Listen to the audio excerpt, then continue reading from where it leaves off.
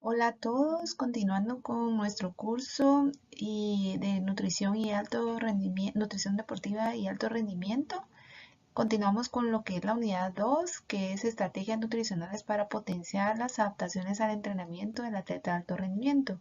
Y en esta semana vamos a tocar el tema que es de nutrición para los deportes en los que prevalece la potencia aeróbica. Hablando un poquito de las generalidades de estos deportes donde prevalece la potencia aeróbica, podemos decir que son aquellos que generalmente duran 30 minutos o más. Algunos de ejemplos de estos deportes incluyen atletismo de fondo, ciclismo de ruta, natación de fondo y triatlón.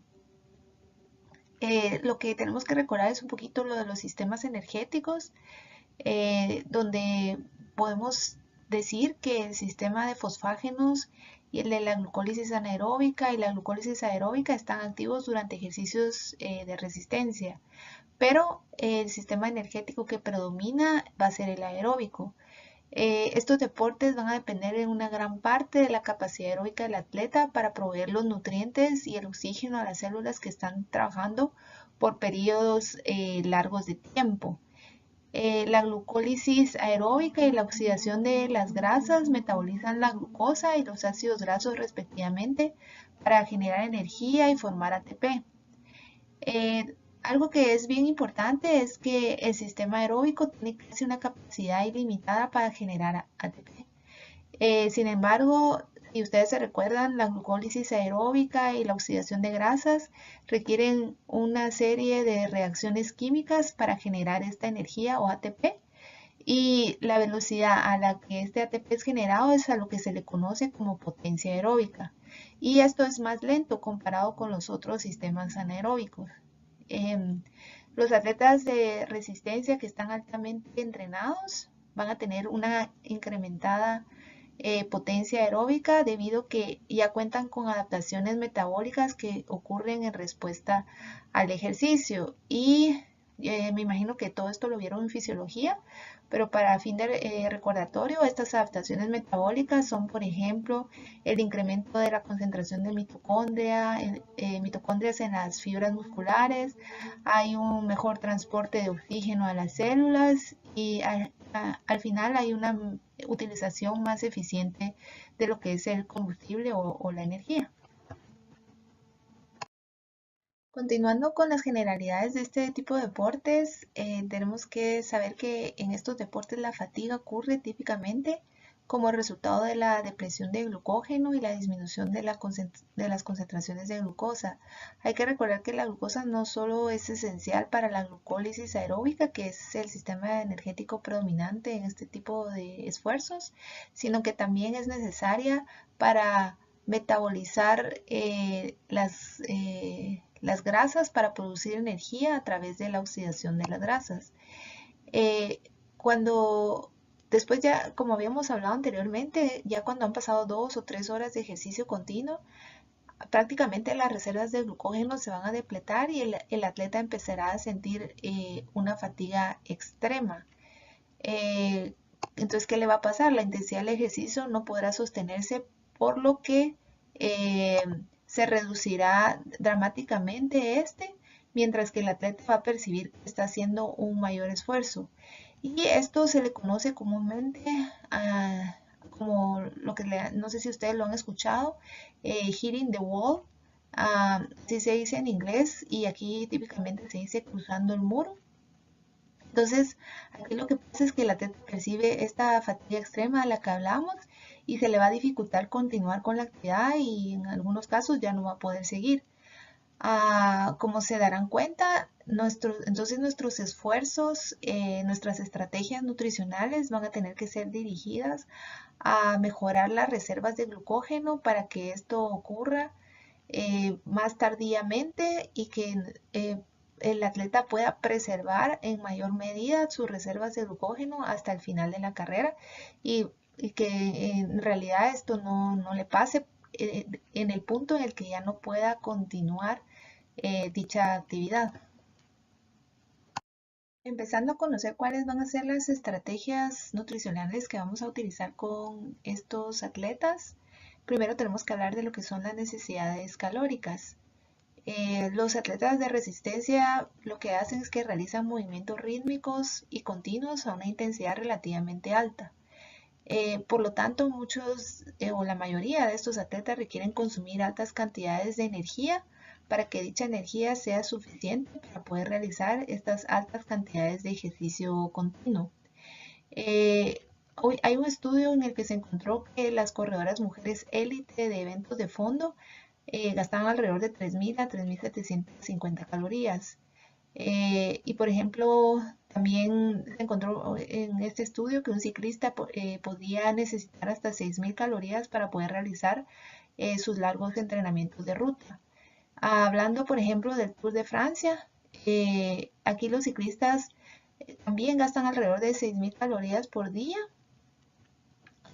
Como este tour se hace a lo largo de 21 días, al final del tour ellos habrán estado gastando 126.000 calorías, que eso es hasta 2 o 3 veces más de lo que una persona normal que no practica este tipo de deportes va a gastar. Pero el problema es que a veces resulta difícil y hasta un reto poder consumir esta cantidad de calorías, sobre todo sin causarle ningún problema gastrointestinal al atleta. Tenemos que recordar que cuando se realiza ejercicio existe una redistribución del flujo sanguíneo y alrededor de, así como se ve en la gráfica, cuando está el cuerpo en reposo, el músculo va a recibir la sangre del corazón de un 20%, pero cuando ya se está ejercitando, esa sangre, el corazón va a bombear sangre para el músculo, o sea, él va a recibir el músculo 84% de la sangre que bombea el corazón, lo que la digestión se va a volver mucho más lenta y eso puede causar que se nos dificulte estarle proporcionando alimentos o bebidas durante los entrenos o durante las competencias a los atletas. Por eso es bien importante que todas las cosas que se prueben se empiecen como que a entrenar mucho antes de la competencia para que en el momento de la competencia el atleta ya esté acostumbrado a comer ciertas cosas y que en ese momento no le afecte tanto. Pero sí resulta un reto poder eh, proveer esta cantidad de calorías y sobre todo la cantidad de glucosa o azúcar o carbohidratos que necesita durante las carreras. Ahora vamos a hablar de cómo podemos optimizar las reservas de glucógeno y la disponibilidad de glucosa en este tipo de atletas. Eh, Tenemos que recordar que si se tiene una disponibilidad alta de carbohidratos, esto va a ayudar porque va a incrementar la tasa de oxidación de los mismos y por ende la producción de ATP. Por lo tanto, el objetivo principal en este tipo de deportes va a ser optimizar las reservas de glucógeno y también asegurar un suministro de glucosa constante durante el ejercicio. Los atletas que están preparando para eventos que duran más de 90 minutos deben incrementar las reservas de glucógeno y ellos podrían beneficiarse de realizar una estrategia nutricional que se llama carga de carbohidratos. Me imagino que todos ustedes ya la han escuchado. Esta carga de carbohidratos se realiza días previos a la competencia y la cantidad de carbohidratos requerida para maximizar los beneficios va a depender de la frecuencia, la intensidad, la duración y el tipo de ejercicio que forma parte del plan de entrenamiento del atleta. Eh, Generalmente esta carga de carbohidratos se inicia de 3 a 4 días antes de la competencia y se han utilizado varios regímenes para poderla llevar a cabo y se han hecho muchos estudios al respecto. Uno de los regímenes que se usa es incrementar la carga de trabajo. Esto lo que va a hacer es que va a depletar las reservas de glucógeno y seguidamente de depletar estas reservas de glucógeno se va a incrementar el consumo de los mismos. Esto lo que hace es que crea como lo que se llama una supercompensación de carbohidratos.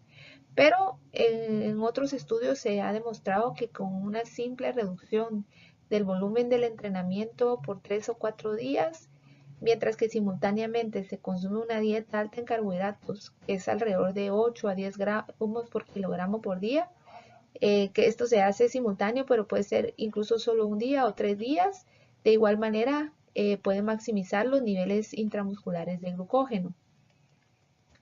Eh, un atleta típico de este tipo de deportes, por lo tanto, podría necesitar entre 8 a 12 gramos por kilogramo por día para llevar a cabo esta carga de carbohidratos. Eh, Sin embargo, hay un estudio que no es tan reciente, que se hizo en el 2002, pero es muy interesante. Encontró que con un día de incremento de 10 gramos por kilogramo de carbohidratos se podrían incrementar significativamente las reservas de glucógeno.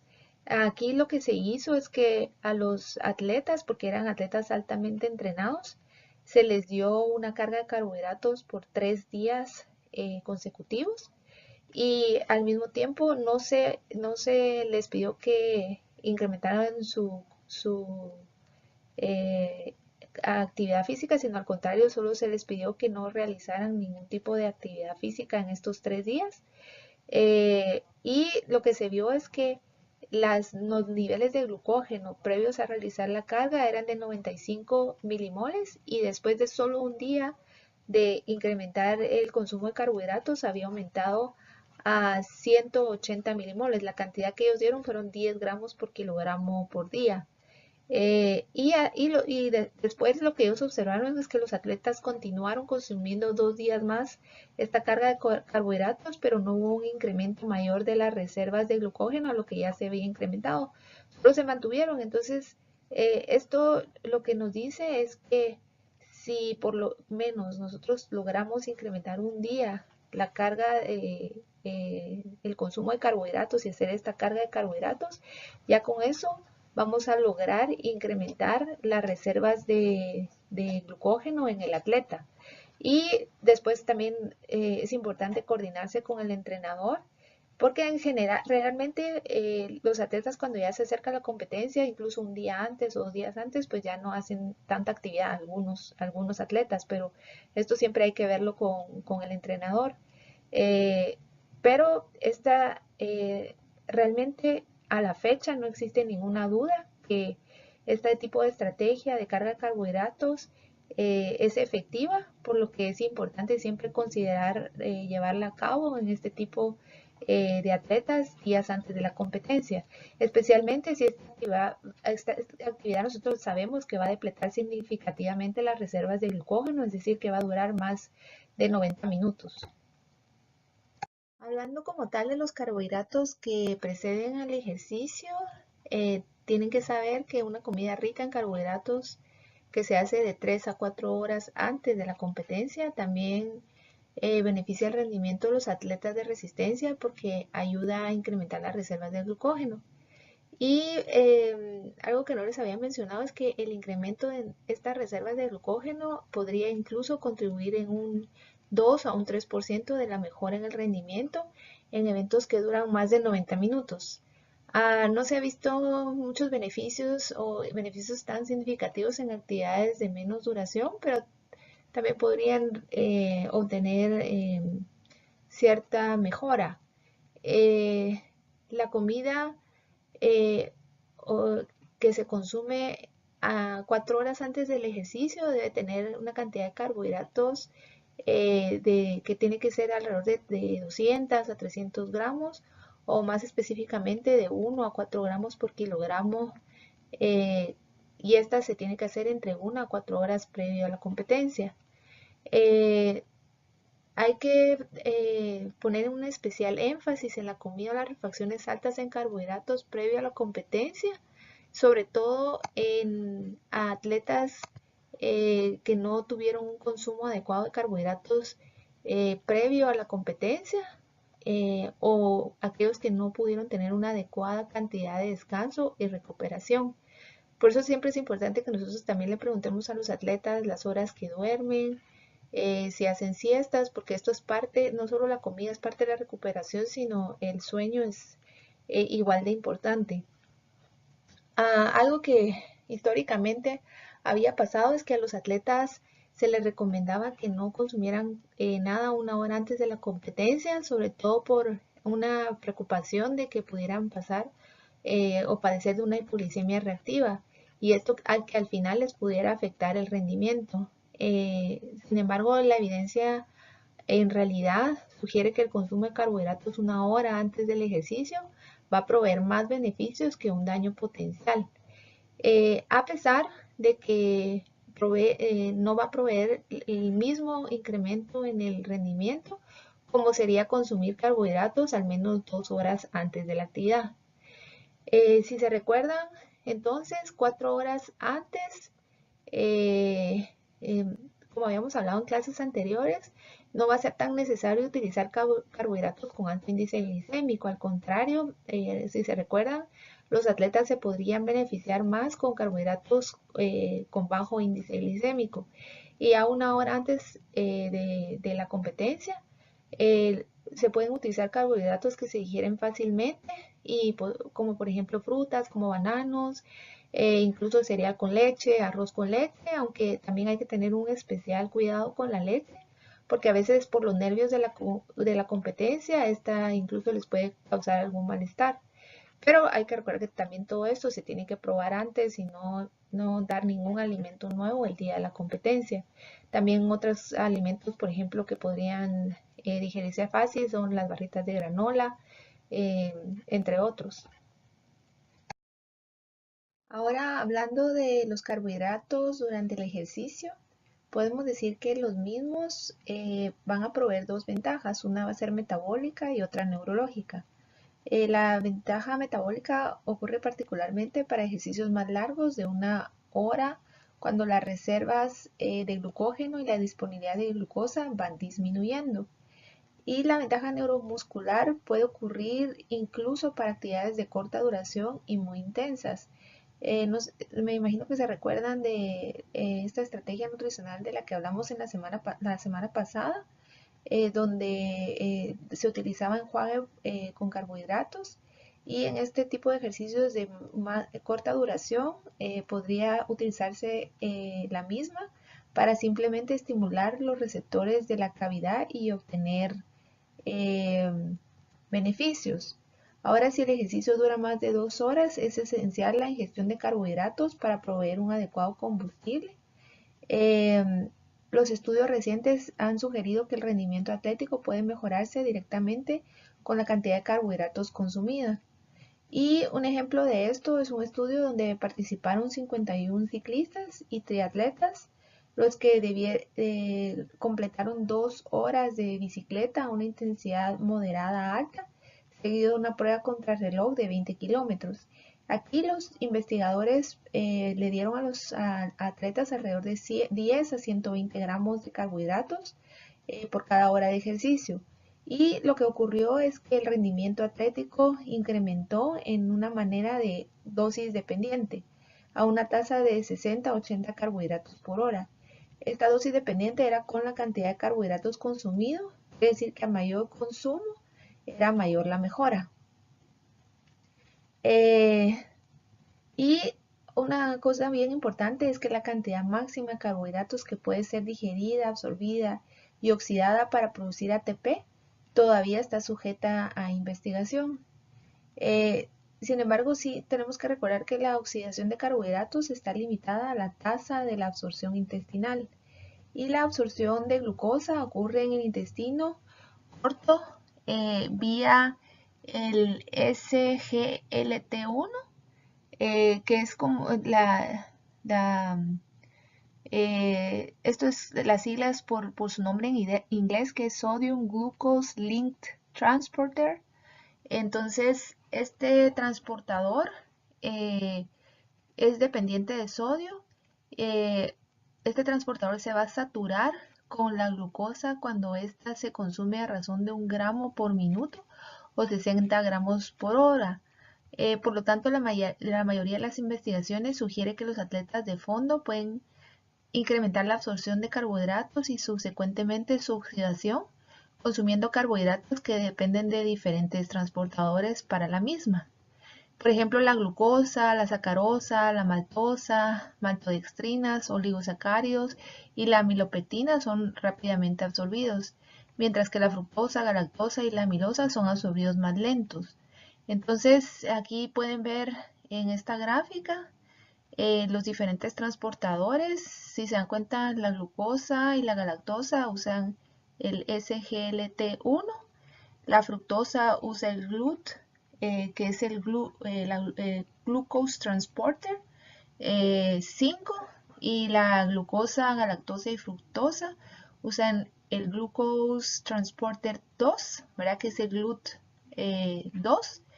Y cuando se hace una combinación de la ingesta de estos diferentes tipos de carbohidratos, incluso se ha logrado que el- la oxidación de los mismos pueda incrementar hasta 1.2 a 1.75 gramos por minuto. Entonces yo les recomiendo que revisen las bebidas deportivas, incluso la página del Gatorade Sport Science Institute tiene un estudio donde está comparando los diferentes bebidas deportivas y los diferentes carbohidratos que se utilizan. La fructosa se ha utilizado en alguna medida y a veces la ponen en las bebidas, sobre todo Gatorade la ha puesto y la ha quitado, porque lo que pasa es que se ha visto que podría provocar un poco de distrés gastrointestinal, pero sí es una estrategia utilizarla para que se pueda oxidar una mayor cantidad de carbohidratos durante el ejercicio. Continuando el tema de los carbohidratos durante el ejercicio, podemos decir que un atleta de alto rendimiento que se ejercita por largos periodos de tiempo podría requerir cantidades bastante elevadas de carbohidratos, hasta 80 gramos o más por hora para un óptimo rendimiento. Los atletas, si se ejercitan por periodos más cortos de tiempo, no van a necesitar estas grandes cantidades de carbohidrato. Pero aquí, por ejemplo, vamos a ver cuántos carbohidratos necesitan los atletas según el tiempo en que se ejercitan. Digamos que el atleta se ejercita durante 30 a 60 minutos, solo va a necesitar pequeñas cantidades de carbohidrato y para esto podría utilizar incluso la estrategia de enjuague con carbohidratos. Ya cuando el entreno o la competencia dura entre 1 a 2 horas, sí ya se recomienda por lo menos un consumo de 30 gramos por hora. Y en eventos de 2 a 3 horas, la recomendación ya es más alta, de 60 gramos por hora.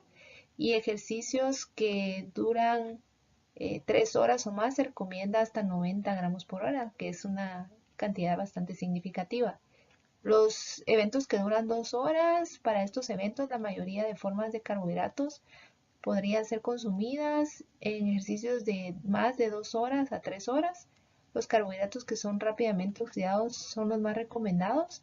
Y para ejercicios de 2.5 horas hay que tratar de utilizar bebidas que tengan combinación de carbohidrato, por lo que hablamos anteriormente, para que se pueda incrementar la tasa de oxidación de los mismos y por ende una mayor cantidad de carbohidratos se pueda oxidar.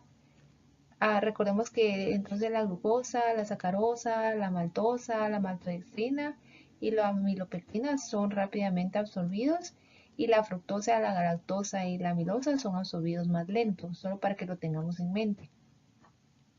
Y a pesar de que existen beneficios para consumir grandes cantidades de carbohidrato, muchos atletas no van a seguir esta recomendación porque ellos sí tienen bastantes preocupaciones de padecer algún distrés gastrointestinal. Si los carbohidratos no se digieren y absorben rápidamente, esto va a poder contribuir a afectar el rendimiento, ya sea por calambres, que les dé mareo, náusea, ellos pueden padecer vómitos o diarrea. Estos problemas gastrointestinales se pueden incrementar cuando se consume fibra o grasa o incluso proteína. Se ha visto que hasta un 95% de los atletas de fondo han experimentado distrés gastrointestinal durante una sesión de resistencia. Alrededor de 4% de los atletas de maratón eh, y 3% de los competidores de Ironman han experimentado distrés gastrointestinal durante cualquier evento deportivo en el que han participado. Eh, Esto es bien importante porque a veces cuesta un poco con los atletas y precisamente por este miedo de que les cause algún problema gastrointestinal y por si se recuerdan de la clase anterior cómo se redistribuye el flujo sanguíneo de más del 80% del flujo sanguíneo va a ir a los músculos. Entonces la digestión se vuelve bien lenta y por eso es que estos atletas tienden a sufrir estos padecimientos. Pero nosotros sí tenemos que tratar de crearles conciencia a ellos y decirles lo importante que es y que ellos lo empiecen a experimentar con diferentes tipos de bebidas, geles, gomitas, eh, cuando están en etapas de entrenamiento y todavía cuando es lejano a la competencia para que ellos puedan acostumbrarse y cuando ya llegue el momento de la competencia se evite el riesgo de que puedan padecer algún problema gastrointestinal. La ingestión de carbohidratos debería de empezar inmediatamente desde que se inicia la actividad y realizarla, tratar de ir consumiéndolos cada 15 o 20 minutos a lo largo de toda la sesión de entrenamiento o competencia, que esto coincide con la recomendación del consumo de líquidos. Entonces, al mismo tiempo que se consumen los líquidos, también se pueden consumir los carbohidratos. Aquí en este tabla nutricional vamos a analizar un producto que es un producto muy utilizado por este tipo de atletas, que es el Endurox R4. Realmente este producto tiene muchos componentes, pero nos vamos a centrar en lo que es el carbohidrato como tal en esta ocasión. Y si se dan cuenta aquí en este para dos medidas que tiene, que es eh, el- la cantidad que se recomienda, vamos a obtener 52 gramos de carbohidrato. Esto más o menos nos daría la cantidad que se necesita para eventos de 2 a 3 horas, que es como una cantidad bastante alta, que son alrededor de 60 gramos por hora.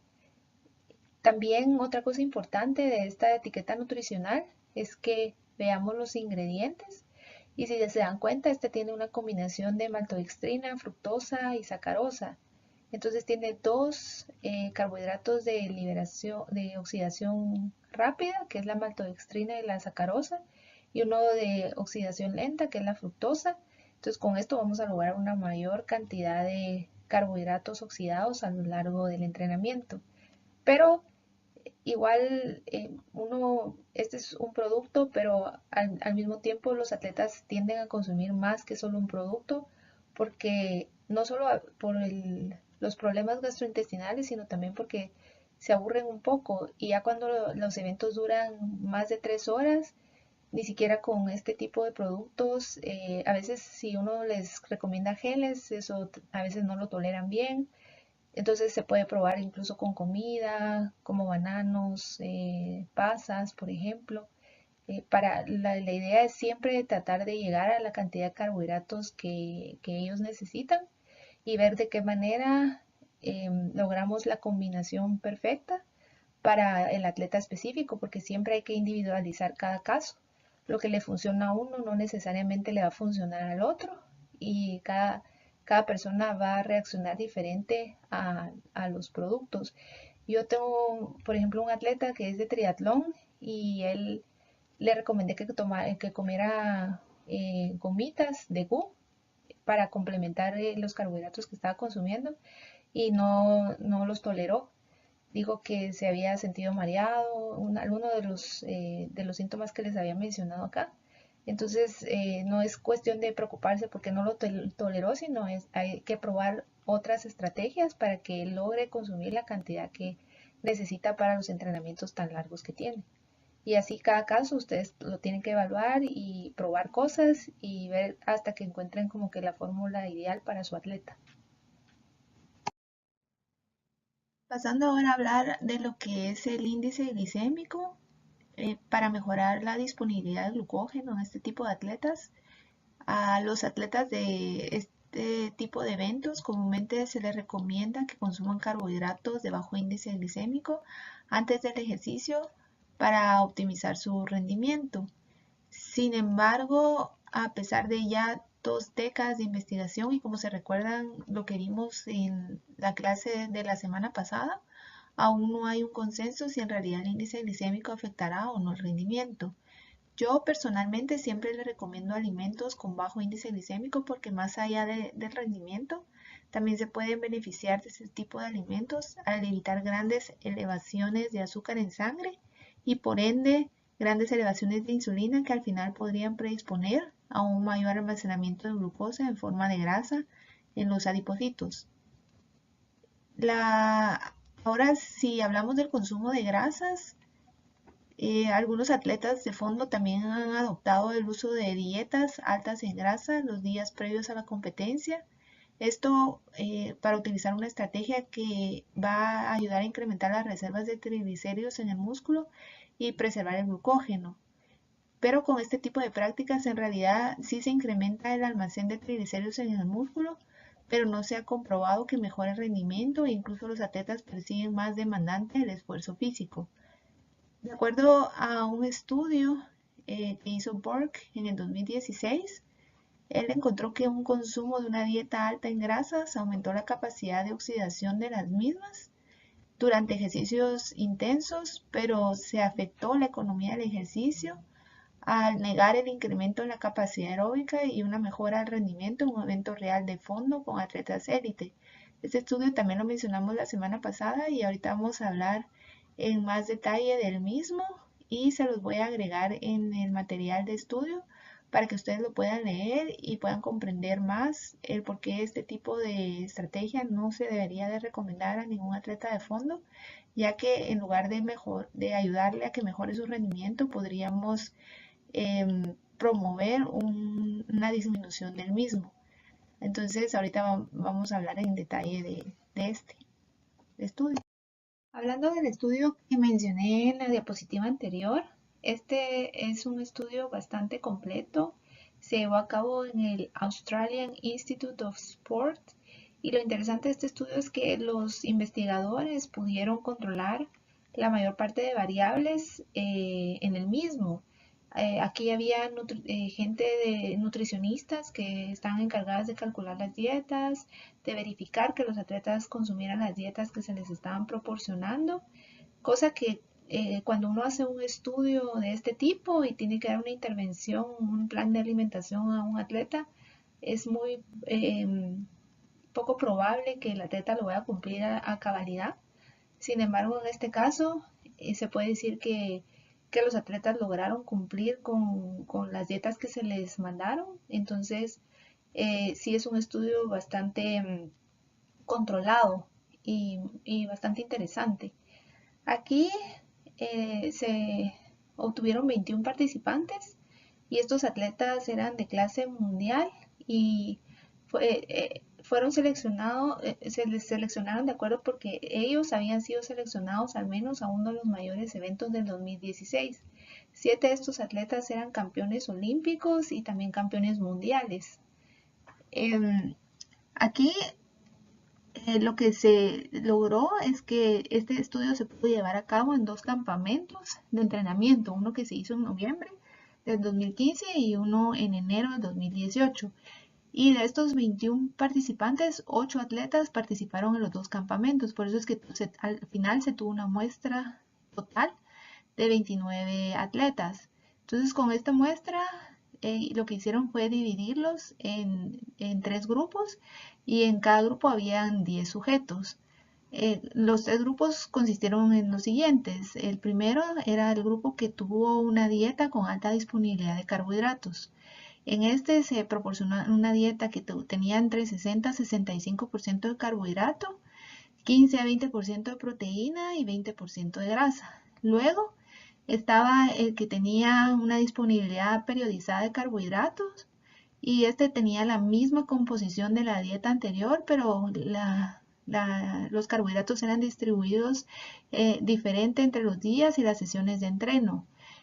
Por ejemplo, em, en algunas sesiones de entrenamiento se proporcionaba había una alta disponibilidad de carbohidratos, es decir, se aseguraban de que hubiera un glucógeno muscular elevado y porque se les daba bastantes carbohidratos un día antes y la noche anterior.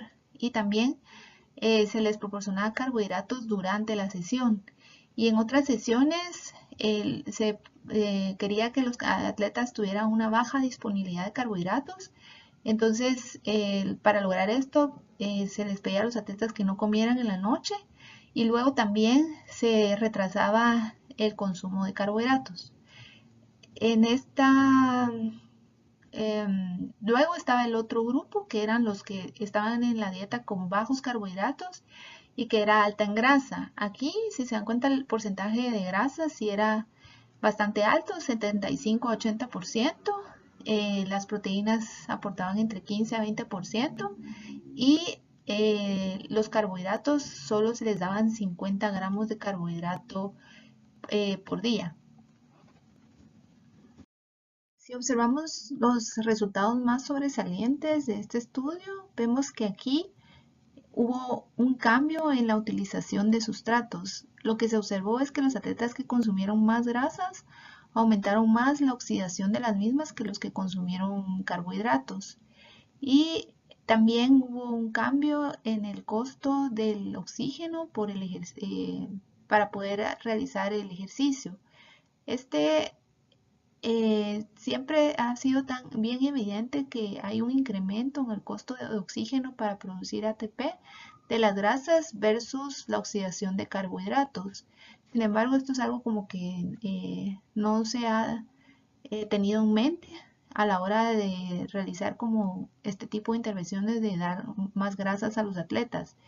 Hay que recordar lo que es la glucólisis aeróbica y al mismo tiempo recordar que por cada NADH se producen 3 ATPs y cada FADH va a producir 2 ATPs. Entonces, ¿qué pasa? El metabolismo de los carbohidratos va a producir una mayor relación de NADH, FADH que la beta oxidación. Por lo tanto, los carbohidratos van a ser capaces de producir mayores cantidades de ATP por unidad de oxígeno consumido, a pesar de que va a haber una mayor producción de ATP producida por unidad de sustrato de grasa. Aquí lo que miramos en las gráficas y lo que está señalado, si vamos a la gráfica A, vemos que la barrita blanca corresponde a lo que pasó antes de la intervención de la dieta. Y la que está señalada es la dieta que es baja en carbohidratos y alta en grasa. Y la barrita negra es que pasó después. Si vemos, se pueden dar cuenta que hubo un incremento en el consumo de oxígeno para producir la misma cantidad de energía. Igual, si vemos la gráfica C, pasó exactamente lo mismo y esta diferencia sí fue estadísticamente significativa.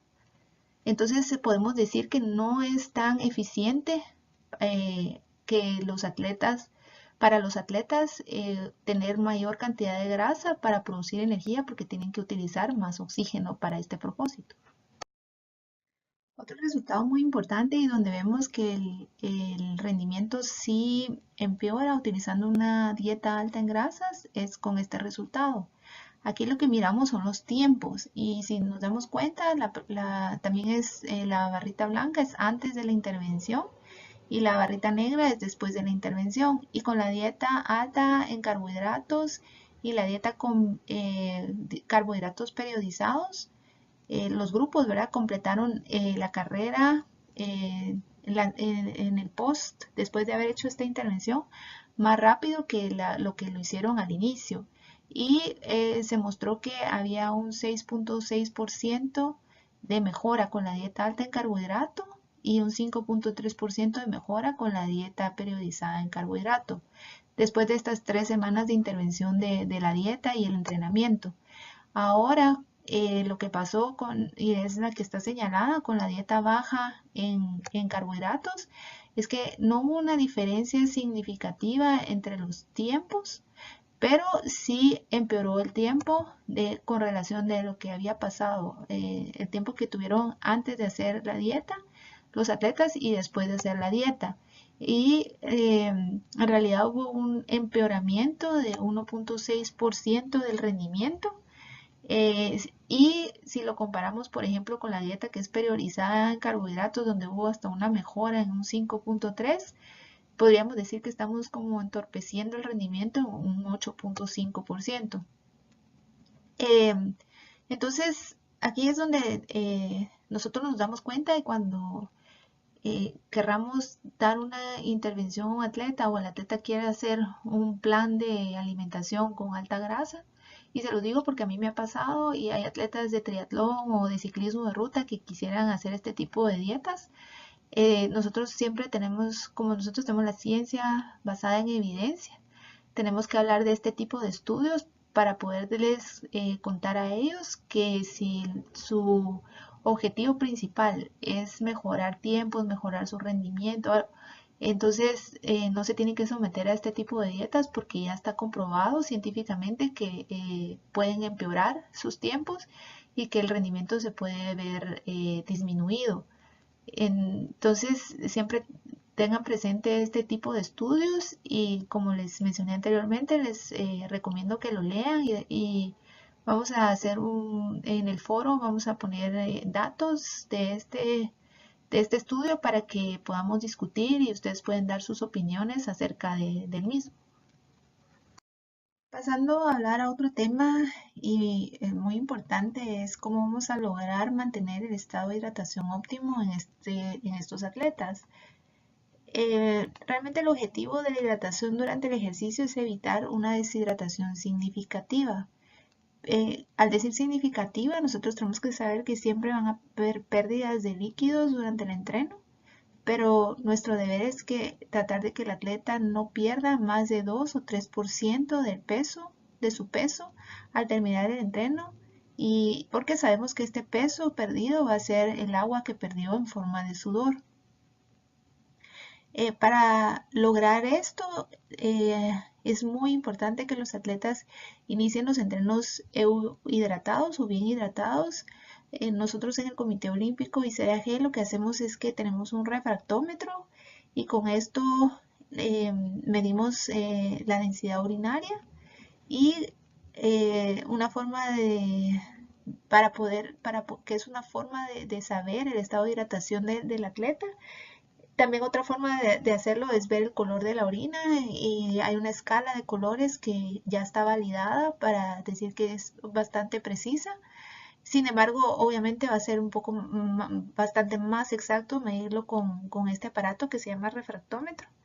Y entonces uno viene y antes de que empiece el entreno le pide al atleta que le dé una muestra de orina y entonces ahí hace el análisis y uno ya le puede decir al atleta cómo inició el entreno. Entonces dependiendo cómo sale el estado de hidratación, uno le pregunta al atleta cuánto está consumiendo de líquidos al día y uno le recomienda incrementar si es que salió deshidratado, porque a veces hasta salen deshidratados severos y los atletas ni siquiera sienten sed porque ya están tan adaptados a estar deshidratados todo el tiempo que ya ni perciben esa sensación de estar deshidratado.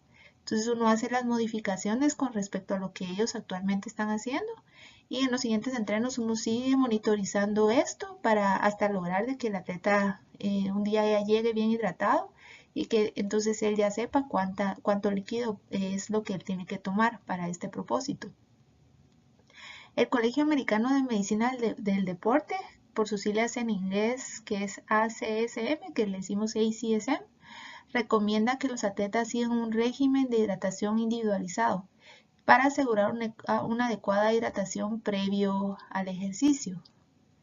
Y para lograr esto, tenemos que hacer más o menos lo que les dije anteriormente. Más o menos el atleta va a necesitar entre 5 a 7 mililitros por kilogramo de peso 4 horas antes del ejercicio y luego si vemos que el atleta cuando orine, él puede observar que su orina está bastante concentrada y bastante amarilla, todavía va a tener que necesitar alrededor de 3 a 5 mililitros por kilogramo de peso 2 horas antes del ejercicio. Y con esto tal vez podemos revertir que el atleta esté en este estado de deshidratación que tiene. Y después, cuando ya aseguramos que el atleta ha llegado bien hidratado al ejercicio o al entreno o a la competencia, también tenemos que asegurar que el atleta consuma la cantidad de líquidos que necesita de acuerdo a sus necesidades. Y estas necesidades de líquido durante el ejercicio va a variar por diferentes factores. Uno de ellos va a ser el clima, donde no solo hay que considerar la temperatura, sino también la humedad del ambiente.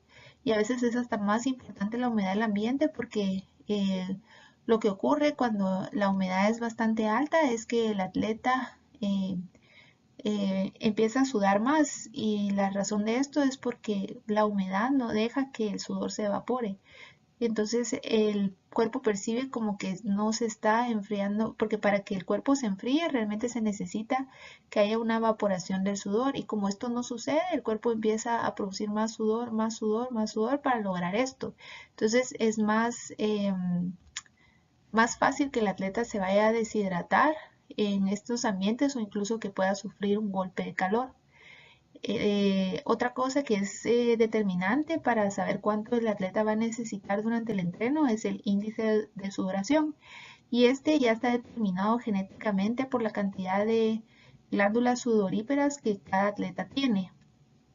Lo bueno de esto es que nosotros lo podemos calcular individualmente, y la idea no es solo hacerlo durante un entreno, sino escoger diferentes entrenos con diferentes intensidades, con diferentes climas, para ir caracterizando realmente cuánto líquido necesita el atleta. Y ahorita en la siguiente diapositiva vamos a ver cómo se puede calcular esto. Para obtener entonces el índice de sudoración, lo primero que vamos a hacer es pedirle al atleta que vaya al baño, y luego de esto tenemos que tomar el peso del atleta con la menor cantidad de ropa posible. También tenemos que pesar la botella o botellas de bebida que lleve el atleta, y el peso lo tenemos que obtener en gramos. Durante el entrenamiento, cuando el atleta tenga deseo de ir al baño, es necesario pesarlo antes y después de ir al baño. Y esto nos va a servir para saber el volumen de orina que produce el atleta. Entonces, para saber esto, tenemos que sumar todos los pesos, si es que fue varias veces al baño, porque a veces ni siquiera van ninguna vez al baño. Pero digamos que fueron varias veces al baño, hay que sumar todos los pesos en gramos de antes de ir y todos los pesos en gramos después, y restar el antes y el después. Y con esto podemos obtener el peso de la orina en gramos. Al finalizar el entreno, hay que pesar al atleta. Y si tiene deseo de ir al baño, hay que pesarlo antes y después, y esto hay que sumárselo también a la cantidad de orina que se produjo durante el entreno. Es importante que pesemos al atleta con la menor cantidad de ropa posible, o también antes de hacer este tipo de pruebas hay que pedirle al atleta que lleve un cambio, una mudada de ropa, para que cuando se termine el entreno se ponga ropa totalmente seca, porque si no, aquí estaríamos, si el atleta se pesa con ropa mojada de sudor, estaríamos subestimando la cantidad de sudor que está produciendo. También tenemos que pesar la botella después del ejercicio, y con esto, o las botellas que he utilizado después del ejercicio, y con esto vamos a obtener la cantidad de gramos de líquidos que bebió el atleta. Y la fórmula para obtener el índice de sudoración es bastante sencilla. Entonces vamos a tener el peso antes del ejercicio, el peso del atleta después del ejercicio en gramos. A esto le vamos a sumar la cantidad de líquido ingerido, y a esto le vamos a restar el volumen de orina que se produjo, que ya vimos cómo se calcula. Y esto lo vamos a dividir dentro del tiempo en minutos del entreno, partido 60, para obtener lo que serían los mililitros por hora. Entonces, con estos mililitros por hora, nosotros ya podemos tener no solo la cantidad total que necesita el atleta por hora, sino las recomendaciones como las recomendaciones de consumo de líquidos son de que el atleta debería de consumir cada 15 o 20 minutos líquido. Ya le podemos decir, bueno, con base en tu índice de sudoración, tú tenés que tomar 200 mililitros cada 20 minutos. Hay quienes no sudan tanto y la recomendación es menos de las recomendaciones generales, y hay quienes, yo he visto atletas que sudan hasta 2 litros por hora. Entonces con ellos tenemos que ser bastante estrictos para que ellos puedan seguir, consumir estas cantidades de líquidos, y por lo menos que se asegure que si no se puede cada 15 o 20 minutos, cada vez que el entrenador le dé tiempo para, para tomar agua o la bebida que esté tomando, que aproveche para tomar lo que pueda. Y con esto asegurar de que está reemplazando realmente lo que el atleta está sudando. Y esta es la mejor manera de calcular individualmente cuánto el atleta debería tomar de líquidos durante el entreno. Algo también que es muy importante ya para terminar en nuestra clase de esta semana es la disponibilidad de micronutrientes en este tipo de deportes. Em, Muchas vitaminas y minerales juegan papeles muy importantes para el cuerpo, eh, porque para que lograr que él mismo tenga la habilidad de convertir la energía química de los alimentos en energía mecánica para la contracción muscular. Por lo que si existiera alguna deficiencia de esta, se puede ver afectado el rendimiento deportivo. Entonces, nosotros le tenemos que poner especial atención a diferentes micronutrientes en este deporte, y uno de ellos son las vitaminas del complejo B, sobre todo las vitaminas B12 y el ácido fólico, porque si existiera una deficiencia de alguno de ellos o de ambos, pues esto podría eh, producir anemia, y esto puede impedir la habilidad de las células sanguíneas de llevar el oxígeno a las células de las fibras musculares, por lo que se vería afectado el rendimiento deportivo. Generalmente uno no está acostumbrado a hacer pruebas específicas de vitaminas, pero estas dos vitaminas sería bueno incluirlas dentro de la batería de las pruebas bioquímicas que se le hacen a los atletas. La otra mineral muy importante es el hierro, porque la deficiencia del mismo también puede limitar la capacidad aeróbica, ya que la producción de hemoglobina será deficiente. Y si no se corrige la depresión de hierro, esto puede progresar a anemia por deficiencia de hierro. Existen algunos estudios que sugieren que los atletas que tienen depresión de hierro con o sin anemia pueden beneficiarse de una suplementación con hierro por 4 a 6 semanas. Entonces, saber los niveles de hemoglobina son muy importantes. Si vemos que hay niveles de hemoglobina bajos, nosotros también podemos pedir pruebas complementarias como lo que es la ferritina sérica, que son los almacenes de hierro en sangre, o la transferrina sérica, que es la que transporta el hierro a, a las células. Y con estos valores nosotros complementamos los valores de hemoglobina, pero si ya vemos valores de hemoglobina bajos, a veces podría ser no necesariamente que el atleta tenga anemia, sino que generalmente cuando empiezan los volúmenes de entrenamiento va a haber un aumento del volumen sanguíneo, y esto podría hacer de que por aumento del volumen sanguíneo el valor de hemoglobina disminuya, pero no es que el atleta tenga anemia como tal. Por eso es importante complementar los resultados con los valores de ferritina y transferrina sérica. En cuanto al zinc, si el atleta tuviera deficiencia de zinc, esto está asociado con una función disminuida de la fuerza muscular y de la resistencia. El zinc se podría aplicar en este tipo de entrenos cuando son de larga duración o prolongados, porque el zinc se puede excretar en el sudor y también pueden haber pérdidas urinarias. Algo que no les mencioné con respecto al hierro es que también por el golpe, cuando al trotar, también se rompen células, los glóbulos rojos, por lo que también eso puede provocar anemia o disminución de la hemoglobina.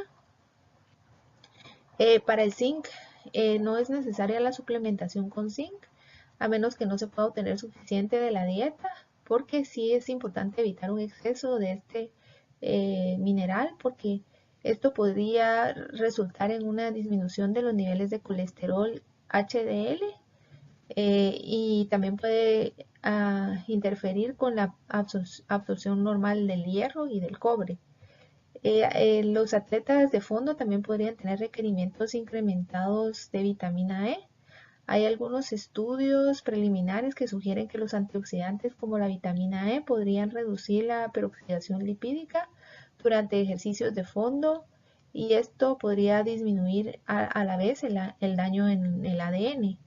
Pero estudios subsecuentes han encontrado que antioxidantes como esta vitamina no van a prevenir la peroxidación post ejercicio. Y también hay que tomar en cuenta que si se toman en cantidades mayores a los límites superiores permitidos para esta vitamina, esto podría provocar el efecto contrario, es decir, ser un prooxidante en lugar de un antioxidante. Y esto ya podría tener efectos negativos en la salud del atleta. Y algo de suma importancia también es la reposición de electrolitos. Esto es muy esencial en los deportes de fondo, y el ACSM y la Academia de Nutrición y Dietética recomiendan que los atletas que se ejercitan entre 1 a 2 horas deben consumir bebidas con carbohidratos con las cantidades que mencionamos en las diapositivas anteriores, y estas debe tener al menos 0,5 a 0,7 gramos por litro de sodio y de 0,8 a 2 gramos por litro de potasio. Y las bebidas también deberían contener magnesio para mejorar la retención de agua y mejorar también el estado de hidratación de los atletas. Entonces, ya vimos en conjunto cuáles son los aspectos que eran más importantes de tomar en cuenta a la hora de planificar la alimentación en los atletas de fondo. Esto nos va a servir para nosotros poder evaluar lo que realmente le vamos a recomendar a ellos. Y como les he mencionado, pues siempre hay que individualizar cada caso, sobre todo con el consumo de carbohidratos durante el entreno. También las bebidas, no todos los atletas toleran incluso bebidas como el Gatorade, que es tan común. Entonces siempre hay que probar todas las estrategias nutricionales que sean las adecuadas para estos atletas, y ver si qué es lo que más se adecua a las necesidades del atleta que estamos evaluando. Em, y esto fue todo por esta clase.